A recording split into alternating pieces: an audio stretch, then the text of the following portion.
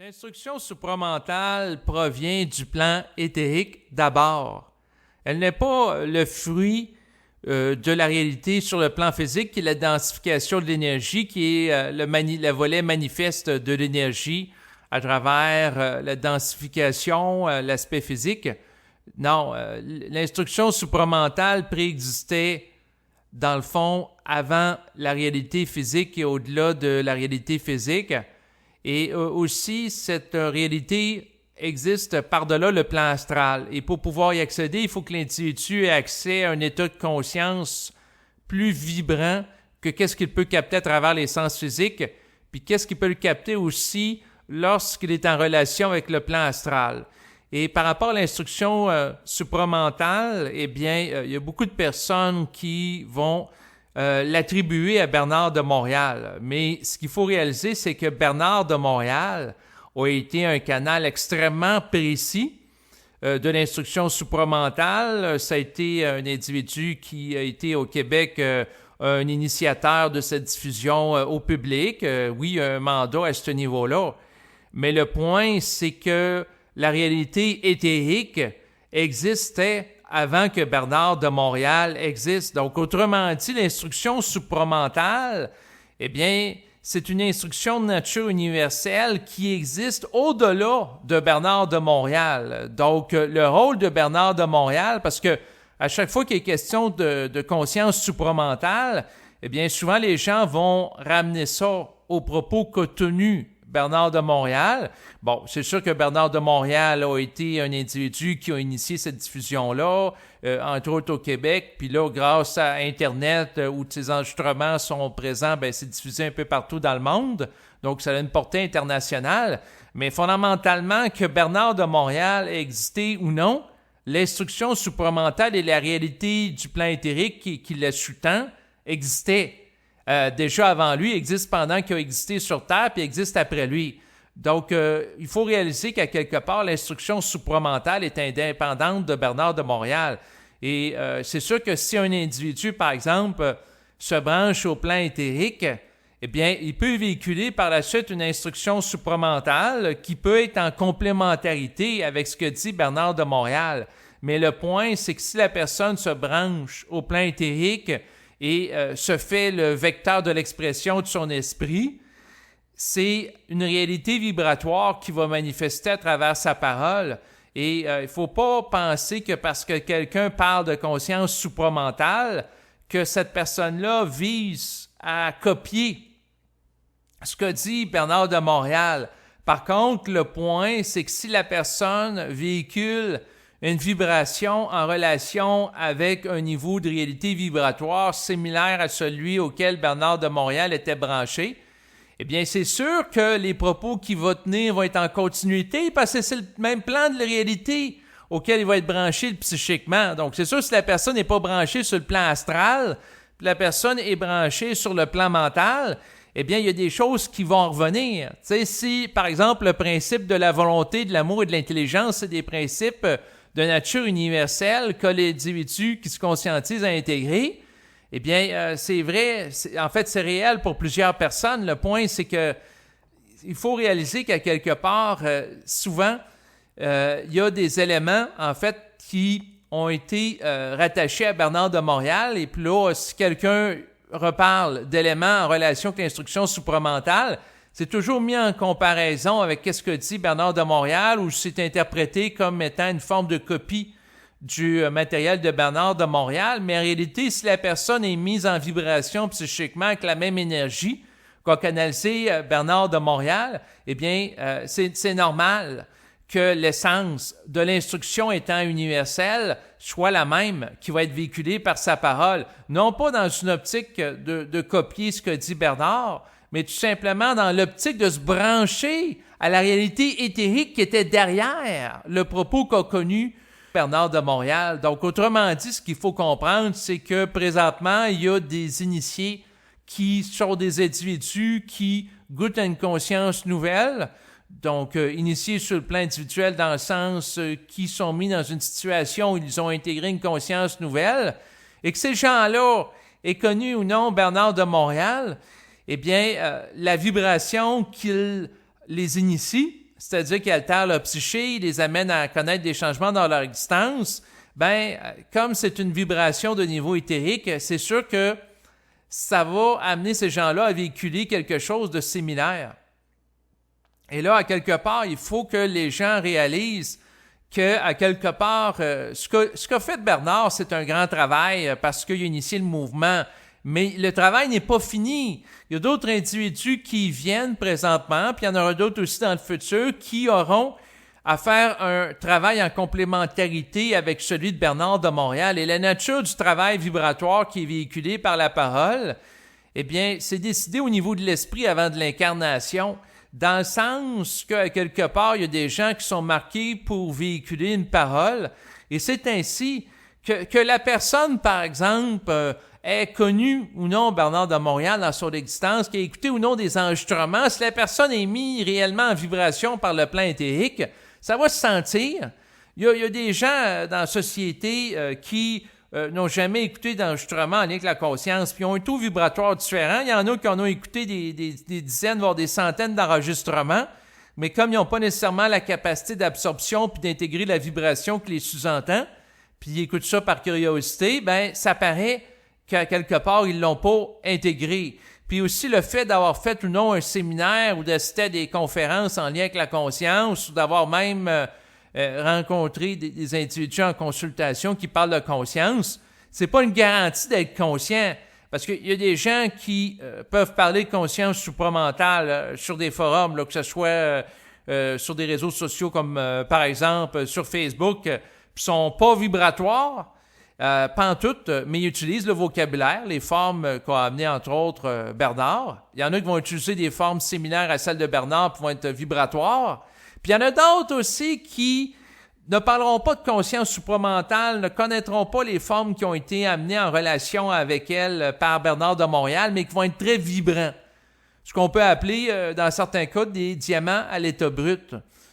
Donc, le vocabulaire, les formes, c'est pas nécessaire. Mais ce qui compte, c'est la vibration. Puis la vibration est déterminée quoi? Est déterminée par la pénétration de l'esprit dans la psyché de l'individu, fondamentalement. Donc, ça, c'est un élément important. Et c'est sûr que l'universalité de la conscience supramentale qui se développe fait que les individus qui se conscientisent, eh bien, vont arriver au même constat. C'est-à-dire qu'il y a des constats universels parce que la conscience supramentale est en relation avec des lois d'énergie.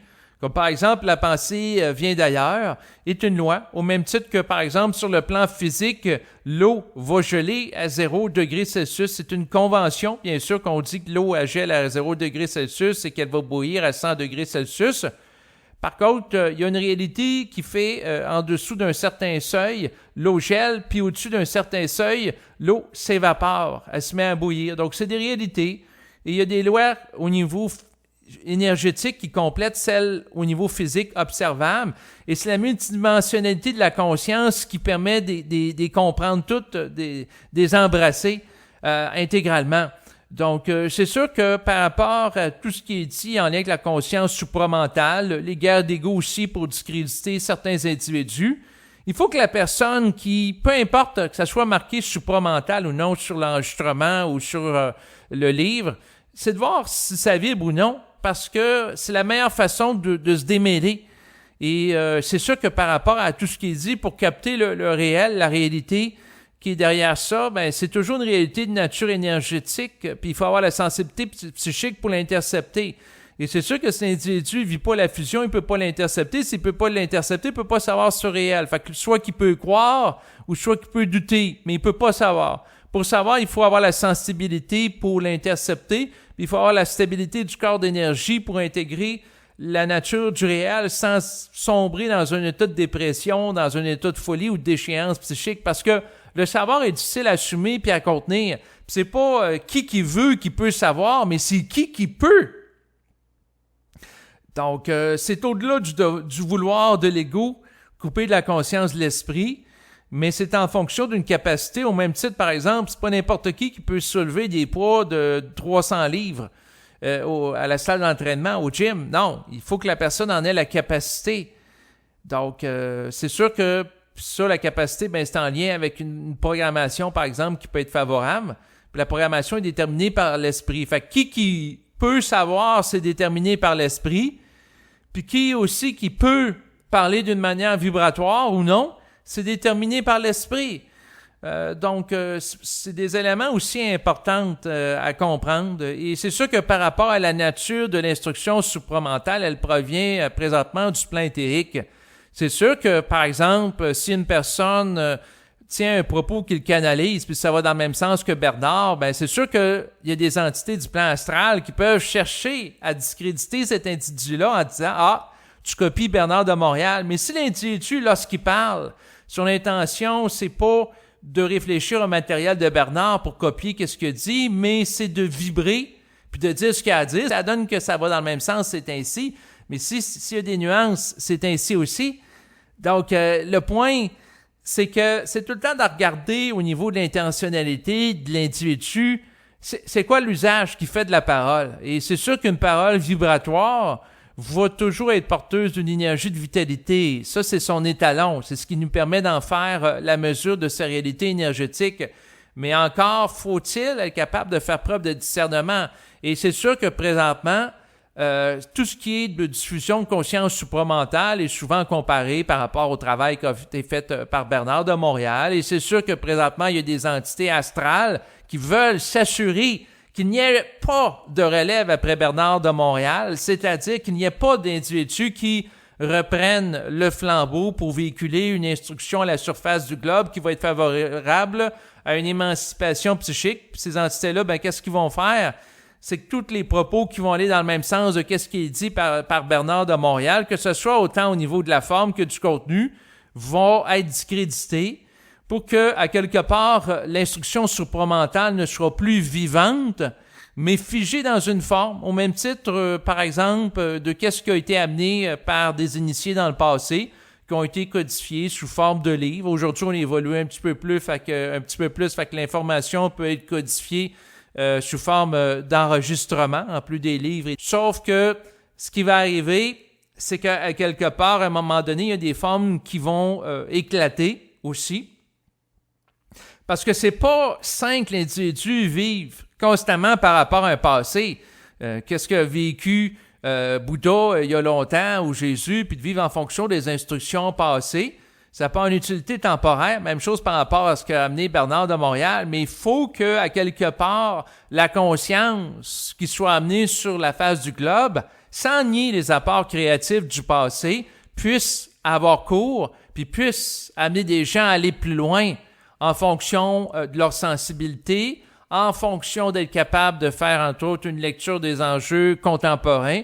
Donc, la conscience supramentale, son utilité dans la vie de tous les jours, c'est d'être capable de la canaliser pour être en mesure de faire face aux enjeux du quotidien qui peuvent nous amener à connaître de la souffrance en tant qu'égaux, à vivre des émotions, de la réactivité émotionnelle. Donc, pour s'ajuster. Et aussi être capable de faire une lecture des enjeux contemporains, comme par exemple Bernard de Montréal, en son temps, n'a pas parlé de la crise du coronavirus, mais c'est intelligent aujourd'hui qu'il y ait des nouveaux initiés qui puissent faire une lecture vibratoire sur la crise du coronavirus en complémentarité avec le travail qui a été fait par Bernard de Montréal. C'est intéressant aussi qu'il y ait des gens qui fassent une lecture vibratoire des enjeux liés au changement climatique, les enjeux contemporains qui n'étaient pas présents, mais aussi une lecture des enjeux individuels, puis aussi qu'il y a des gens qui servent aussi à véhiculer une vibration qui est favorable à une intégration individualisée. Donc, à quelque part, c'est important d'être capable de lire qu'est-ce qui se passe dans le présent avec une conscience nouvelle. Et c'est sûr que pour y arriver, il faut que l'individu puisse se brancher à la conscience éthérique, d'où origine la créativité réelle, des nouvelles formes. Et c'est pas facile d'y arriver parce que ça prend une certaine capacité à contenir cette énergie qui va bousculer les croyances, bousculer les idées établies. Et qu'est-ce qui est nouveau à une époque peut devenir ancien à une autre. Autrement dit, l'instruction de Jésus-Christ pour une époque, c'était une instruction révolutionnaire qui a amené des changements, aimez-vous les uns les autres. ça a amené une certaine dose d'évolution, mais c'est lorsque les gens se rigidifient dans des croyances en relation avec le Christ, le catholicisme, que là, les choses peuvent dégénérer. Puis là, ça peut amener l'Inquisition, ça peut amener des massacres, et ainsi de suite. Donc, chaque instruction peut permettre un bout d'évolution, mais il faut tout le temps aller plus loin, puis pas figer dans les formes qui sont générées. Donc, Bernard de Montréal a amené des formes nouvelles à travers son instruction. En fait, pas son instruction, l'instruction qu'il a canalisée, devrais-je dire, nuance, parce qu'il n'en est pas la source, parce que la pensée vient d'ailleurs, mais il en était un canal très précis, puis ce qui a amené une grande utilité, mais c'est pas fini. C'est pas le bout du bout. Et ensuite, il va y avoir d'autres initiés qui vont amener d'autres choses, puis ensuite d'autres. L'évolution, c'est infini, étant donné que la nature de l'esprit qui vit à l'intérieur de l'homme est de nature infinie et cherche à s'infinitiser. Donc, il y aura toujours de la nouveauté qui va être apportée. Puis à une époque, quelque chose peut être utile, comme l'instruction qu'a amené Jésus, mais plusieurs années plus tard, eh bien, il y a d'autres individus qui vont amener des instructions plus ajustées. Donc, c'est sûr qu'il y a eu Jésus-Christ qui a amené de l'instruction, il y a eu Bouddha, ensuite il y a Bernard de Montréal, ensuite il y en a d'autres, puis il y a une continuité qui se fait dans le temps de gens qui amènent des éléments nouveaux, et c'est sûr que c'est intéressant d'être ouvert par rapport à tout ça.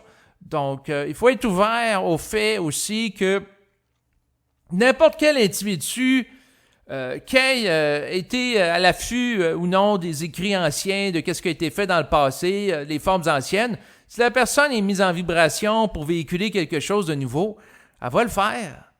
Donc, qu'elle ait fait ou non son séminaire, qu'elle a été rencontrée ou non des instructeurs, si ça fait partie de son destin, ça va se faire tout naturellement. Et là, c'est sûr que les gens on va évaluer par eux-mêmes si c'est réel ou non ce qui est dit. Et d'ailleurs, j'ai mentionné souvent dans mes enregistrements par rapport à ce que je fais en termes de diffusion.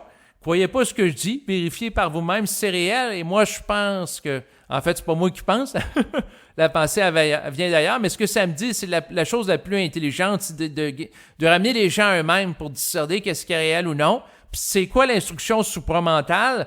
Ben, c'est à vous de la distinguer en fonction de votre sensibilité. Puis plus que vous êtes sensible, et c'est sûr que vous ne pouvez pas le décider subjectivement. Du jour au lendemain, je deviens sensible à l'instruction supramentale. Ça prend la descente d'énergie de l'esprit au préalable. Mais néanmoins, si ça s'effectue à l'intérieur de vous, ben, naturellement, les choses vont se placer avec clarté si vous avez ou non, par exemple, continuer à écouter des enregistrements, faire des changements dans votre vie, et ainsi de suite.